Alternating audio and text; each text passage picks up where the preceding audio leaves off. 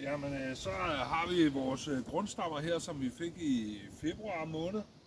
De er blevet pottet og har bare stået og hygget sig med deres rødder.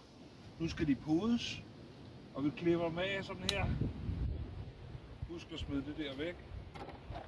Små 10 cm over jorden. Og så hvis kameraet kommer lidt tættere på, så kan vi se her, så laver vi et snit. Et skråt snit. Og det er vigtigt at have en skarp kniv, og jeg bruger en standekniv. Og husk at lave snittet langt. Et kort snit, så skrider det i samlingen der. Og et kort lige snit.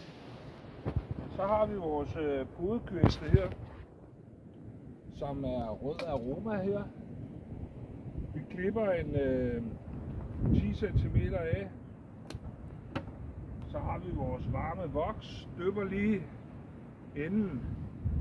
Ikke den ende, der skal podes, men toppen af træet bliver lige dyppet for at lukke. Og det har selvfølgelig nogenlunde samme tykkelse som den grundstamme, vi skal pode på. Og så laver vi et tilsvarende snit. Langt snit. For at det ikke skal skride, når vi samler det. Og vi prøver, vi kan lige komme tæt på her med kameraet og se. Ja, så skal vi her. Det skal være så skarp en kniv, så man kan skære skiver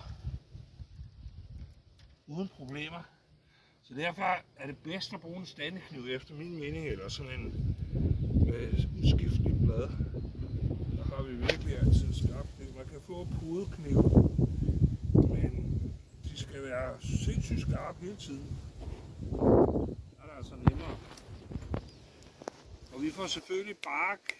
Barken skal passe sammen så godt som overhovedet muligt.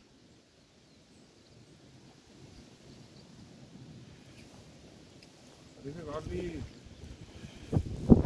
tage lidt tid her. Og nu ser det vist meget fornuftigt ud.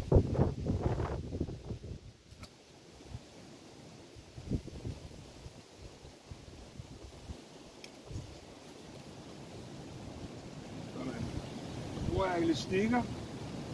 Man kan også købe podetape. Jeg synes det er svært med podetape. Elastikker. Der kan du rette lidt til undervejs, og der skal man lige finde og så poste det.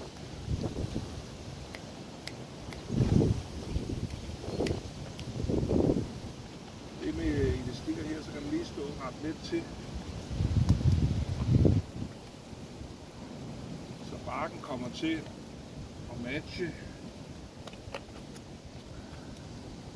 og så er det ellers bare at køre rundt med elastikker.